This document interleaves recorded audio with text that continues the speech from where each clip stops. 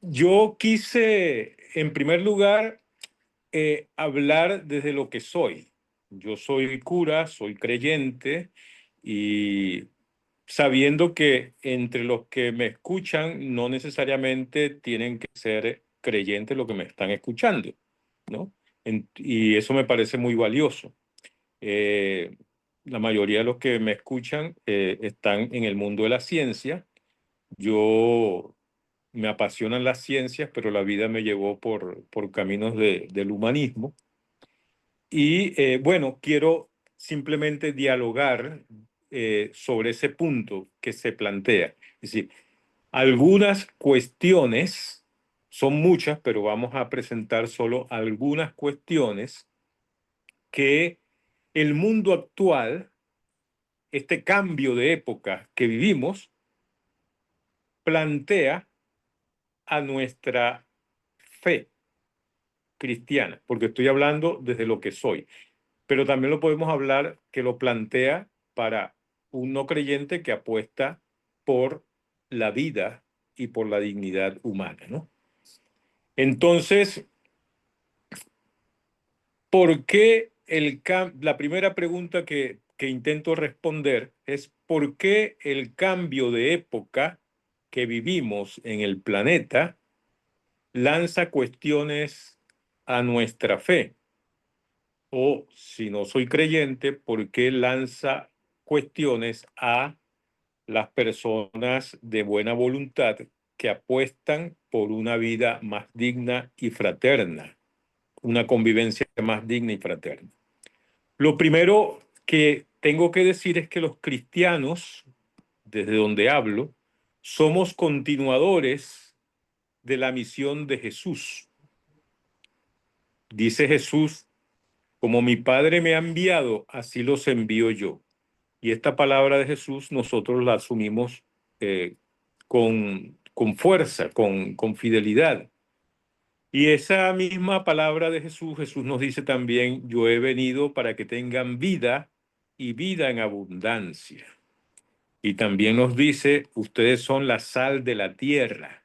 Y si la sal pierde su sabor, ¿con qué se salará? Entonces, partiendo de esta pregunta y de esta misión que está vinculada a la vida, yo he venido para que tengan vida y vida en abundancia. La pregunta es, bueno, para un cristiano, o para un hombre y mujer de buena voluntad en este contexto en el que la vida está amenazada, ¿qué significa una misión en pro de la vida? Y no de cualquier vida, sino para que haya vida en abundancia. ¿Y qué significa también ser sal de la tierra, en una tierra que está cada vez más perdiendo el sabor a humanidad, aunque con muchas dinámicas a favor de la humanidad plena?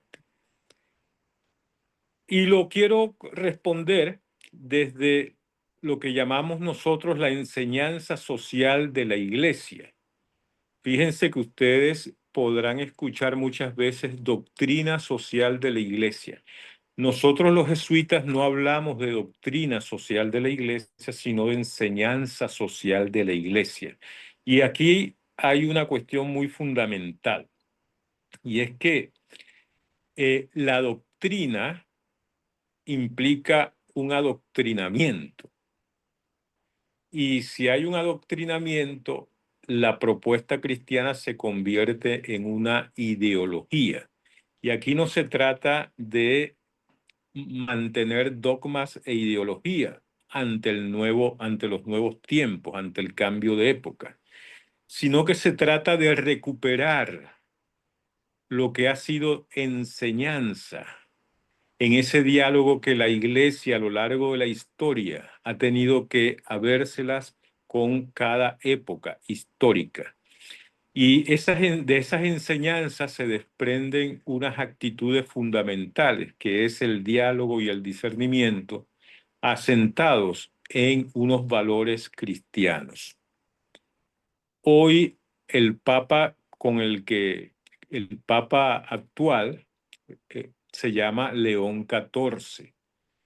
Y León XIV pertenece a la tradición de León XIII. Y León XIII en el siglo XIX fue el papa que ante el liberalismo del siglo XIX y la revolución industrial que estaba generando mucha riqueza, pero a costa de una mano de obra barata y de horarios de trabajo excesivos y de mucha explotación de niños, mujeres y hombres, pues levantó su voz, pero también como alternativa al socialismo, al naciente marxismo del siglo XIX, que justamente por estar en ese contexto de explotación tan feroz, estaba conquistando el marxismo la conciencia de la clase trabajadora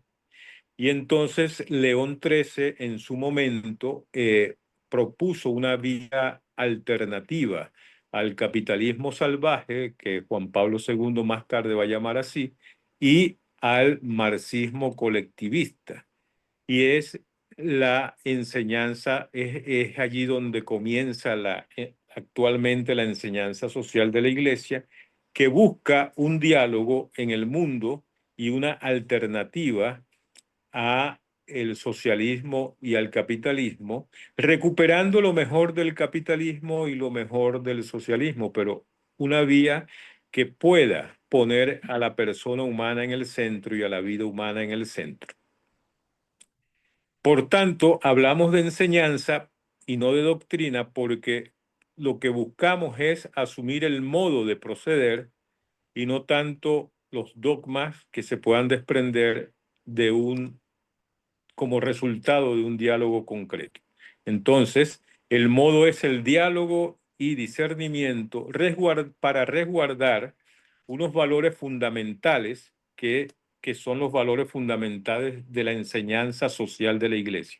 La vida, la dignidad humana, el bien común y la fraternidad como horizonte de convivencia universal. Entonces, para nosotros los cristianos, nuestra misión es histórica e implica no imitar a Jesús ni repetir a Jesús tal cual las cosas como Él las hizo, sino seguir y actualizar a Jesús.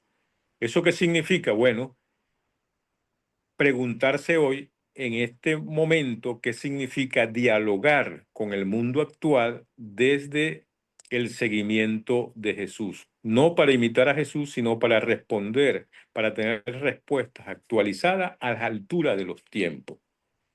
¿Por qué? Porque para nosotros nuestra misión acontece en el mundo, en la historia. Y esta historia que vivimos es dinámica y abierta. Y nosotros creemos que esta historia que vivimos está llamada a la plenitud, es decir, a la fraternidad universal de los hijos e hijos de Dios. Esto desde la fe. Y mientras peregrinamos en el mundo históricamente, buscamos la ciudadanía universal. Esto es, que los seres humanos nos reconozcamos desde nuestra diversidad cultural, desde todas nuestras diferencias, pero que nos reconozcamos como una familia plural, pero con una misma dignidad.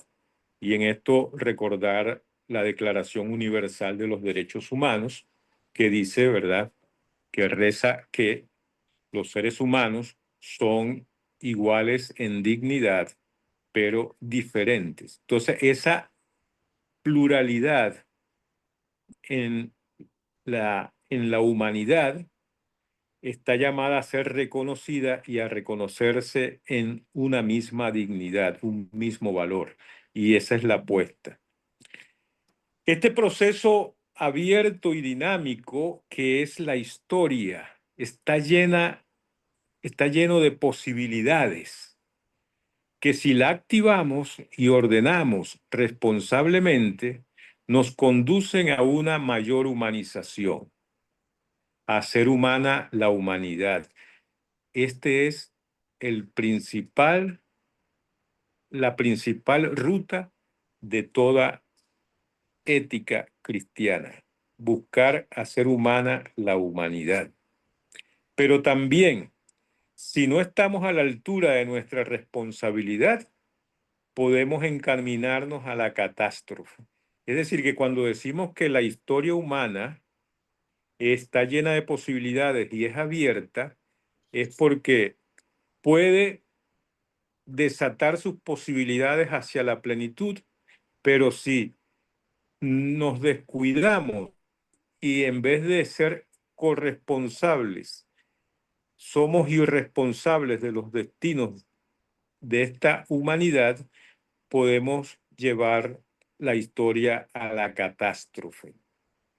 Por eso, la exhortación de la iglesia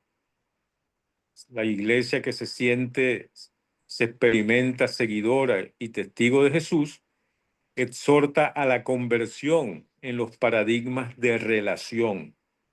Pues si actuamos desde el paradigma del servicio y la libertad responsable, podemos corresponsablemente, colaborativamente, llevar la historia a un mayor grado de humanidad y evitar la catástrofe. Pero si actuamos de manera desvinculada, de manera insolidaria, de manera irresponsable, pues lamentablemente iremos camino a la catástrofe. La realidad es siempre mayor. Este es otro principio importante del que el Papa Francisco insistía. Y esa realidad siempre mayor está llena de posibilidades infinitas. Recuerden ustedes que en su libro Las revoluciones científicas, Thomas Kuhn da cuenta de cómo la razón humana, buscando desentrañar las leyes de la naturaleza, logra explicar la realidad hasta que dicho paradigma queda también limitado y no logra explicar, dar razón de eh, de nuevos elementos de esa realidad. Y entonces surge un nuevo paradigma, porque el anterior queda limitado para dar razón de las nuevas cuestiones que la realidad presenta. Por ejemplo, la ley de la gravedad de Newton queda superada por la ley de la relatividad de Einstein, y esta a su vez por la cuántica.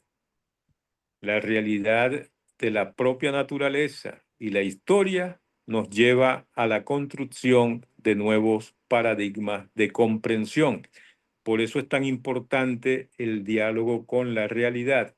Cuando no nos abrimos a dialogar con el misterio subyacente de la realidad y sus posibilidades, pues si eres científico, terminas siendo un científico dogmático que encajonado en paradigmas anteriores.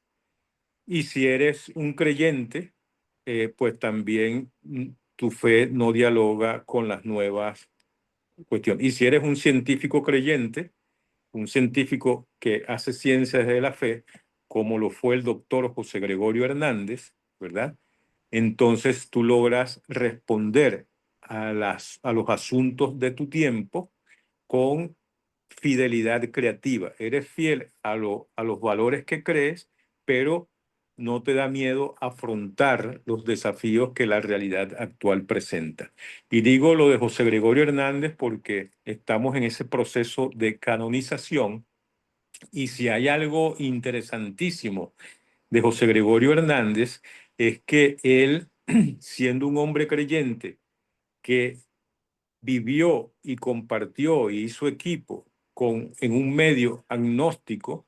Recuerden que Racetti era un gran agnóstico, un hombre, un humanista, pero agnóstico, y sin embargo él y José Gregorio Hernández mantuvieron una gran amistad y un gran debate de ideas, público incluso, pero muy sano, para buscar erradicar las enfermedades en Venezuela, y ambos fueron de los fundadores de la medicina moderna en el país.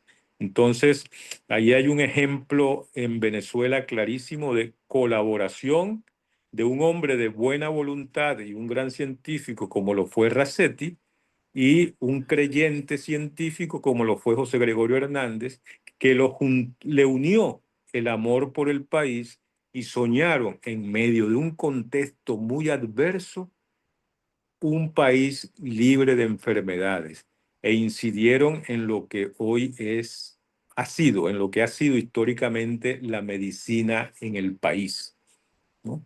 Recuerden que Venezuela, muchos de los de aquí que son médicos en Venezuela, los médicos venezolanos han sido reconocidos fundamentalmente no solamente porque son buenos, son médicos, sino porque eh, piensan también públicamente la medicina, y porque atienden de una manera integral a las personas, y porque son unos grandes académicos.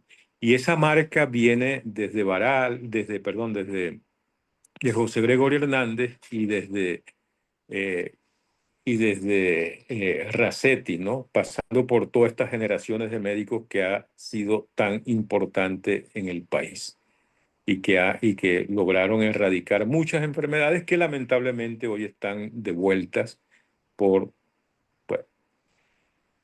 Eh, entonces, aquí hay algo muy importante, y es que la fe y la ciencia eh, están llamadas a dialogar con el mundo actual, pero desde unos principios fundamentales. Desde la fe, pues, esos cuatro pilares que le decía: el cuidado de la vida, la defensa de la dignidad humana, el bien común y la fraternidad como horizonte al que estamos siendo siempre llamados.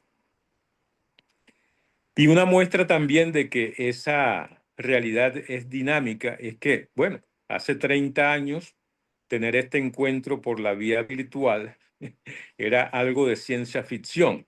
Sin embargo, hoy estamos aquí reunidos y conversando de manera virtual. Hoy estamos ante nuevos paradigmas de relación, y eso nos lleva a la gran pregunta. Bueno, ¿cómo ordenar todos estos procesos a una mayor calidad de vida y a un mayor bienestar incluyente y justo? Este horizonte de la fraternidad al que los cristianos y los hombres y mujeres de buena voluntad están llamados, nosotros también históricamente le llamamos ciudadanía universal. Nos pone ante el desafío de pensar el bien común. En primer lugar, apostar por la ciudadanía universal no es lo mismo que apostar por la ciudadanía global. Desde el punto de vista ético, no es lo mismo lo global que lo universal. Hoy vivimos en una aldea global que amenaza la conciencia universal y el destino universal. Entonces, ¿cómo integrar lo global desde la conciencia universal? Es el modo positivo de integrar todo lo global. Sin embargo, si buscamos desde lo global incluir lo universal, pues por lo regular terminamos homogeneizando lo universal y destruyendo lo universal. Por ejemplo, las grandes corporaciones forman parte de la lógica global, pero lo universal es la unidad plural. Cuando digo las grandes corporaciones, porque si tú perteneces a una corporación global, da lo mismo estar en una ciudad de Washington, de Estados Unidos, o en una ciudad europea, o en una ciudad africana, en una ciudad latinoamericana, porque de una u otra manera hay una uniformidad. En cambio, la universalidad tiene que ver con la pluralidad reconocida y dialogada y reconocida y aceptada. Entonces, claro, desde el punto de vista universal, la biodiversidad del planeta y la biodiversidad cultural de la humanidad tienen que ser resguardadas para que nuestra historia sea realmente universal. En cambio, el paradigma de la globalización es excluyente y homogenizador, porque va arrasando con la biodiversidad y con la eh, diversidad y pluralidad de las culturas. Sin embargo, la globalización es un hecho, con ella tenemos que dialogar y es irreversible. Entonces, lo importante aquí no es rechazarla, sino lo importante aquí es cómo integrarla y que esté al servicio de una historia universal. Y cuando digo al servicio de una historia y una ética universal, es que una historia y una ética que resguarden el reconocimiento de la pluralidad y de la biodiversidad planetaria. En segundo lugar, otro elemento, otra cuestión, un mundo que abre las fronteras para el mercado y los capitales, pero las cierra para las personas migrantes, desplazadas y refugiadas. Bueno, esto lanza una pregunta importantísima para la ética.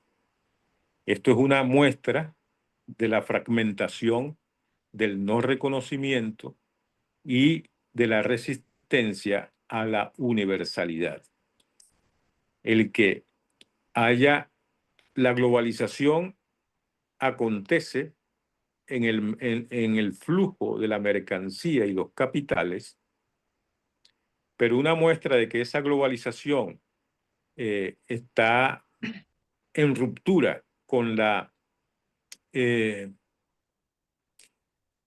perdón, que está en ruptura con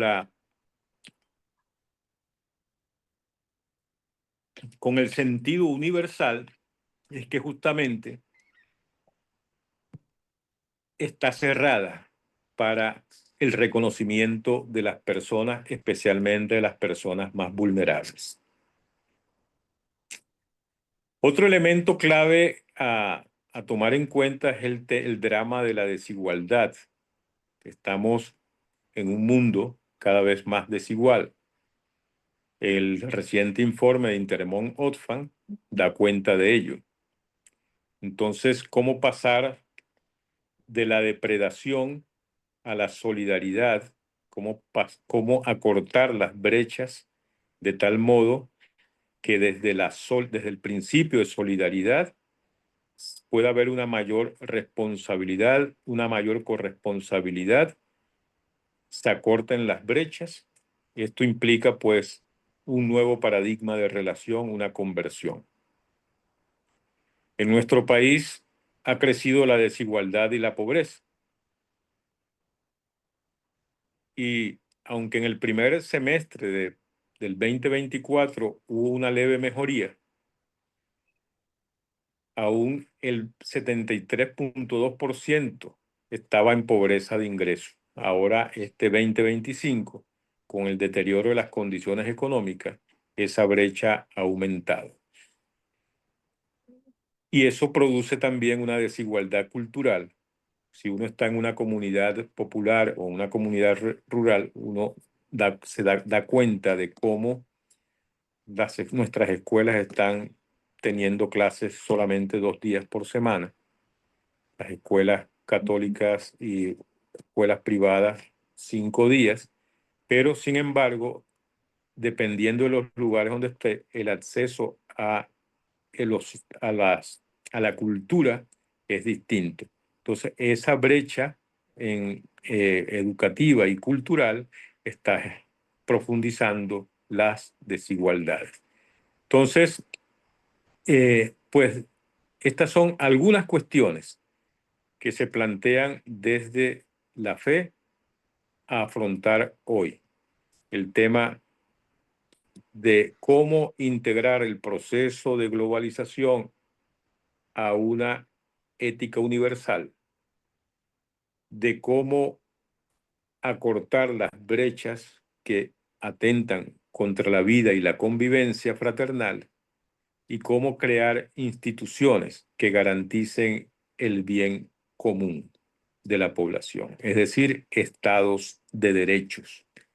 También en los últimos informes, todos actualmente, en, en esta nueva época, en esta nueva era de globalización, pues también se han ido acrecentando los autoritarismos, las autocracias y las democracias han ido perdiendo fuerza.